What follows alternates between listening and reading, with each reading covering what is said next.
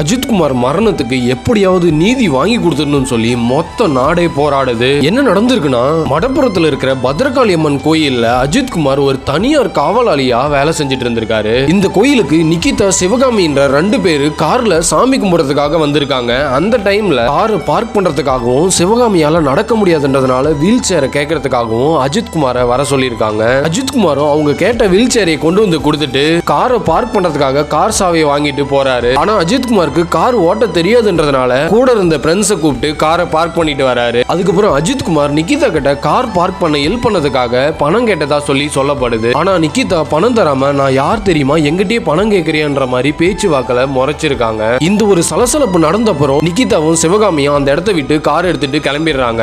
கொஞ்சம் தூரம் போன அப்புறம் கார்ல இருந்த 10 சவர நகையை காணும்னு சொல்லி மறுபடியும் கோயிலுக்குள்ள வந்து அஜித்குமார் தான் கடைசியா காரை யூஸ் பண்ணாரு. அதனால அவர் தான் எடுத்திருப்பான்ற சந்தேகத்துல அவர்கிட்ட கேட்கறாங்க. அவரு நான் எடுக்கலன்னு சொல்லி சொல்றாரு. அதோட அவங்க ஃப்ரெண்டோட அவங்களோட ஃப்ரெண்ட்ஸுமே கூப்பிட்டு கேட்கறாங்க. அவங்களுமே எடுக்கலன்னு சொல்லிடுறாங்க. ஆனாலும் விடாம நிகிதா பக்கத்துல இருந்த போலீஸ் ஸ்டேஷன்ல போய் கம்ப்ளைண்ட் கொடுத்து அஜித்குமாரை விசாரிக்க சொல்றாங்க. போலீஸும் எல்லா கேஸும் விசாரிக்கிற மாதிரி ரொம்பவே சாதாரணமா தான் விசாரிக்க ஆரம்பிக்கிறாங்க. ஆனா நிகிதா தன்னோட பவரை யூஸ் பண்ணி இந்த கேஸை விசாரிக்கிறதுக்காகவே ஒரு தனிப்படை அமைக்கிறாங்க.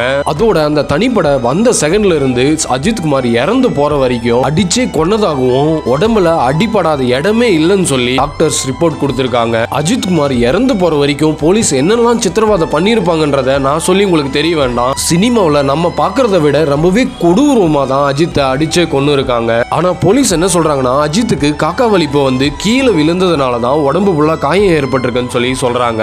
போலீஸ் சொல்றத யாருமே நம்ப மாட்டாங்கன்றது அவங்களுக்குமே தெரியும். ஆனா இப்போ நிகிதா சிவகாமி 2 பேருமே ஒரு பிராடுன்றது இப்போ கொஞ்சம் கொஞ்சமா வெளியில தெரிய வருது. ஏன்னா இவங்களே பல பேர்கிட்ட பல லட்சங்கள் பணம் வாங்கிட்டு கவர்மெண்ட் வேலை வாங்கி தரேன்னு சொல்லி ஏமாத்தி இருக்காங்க.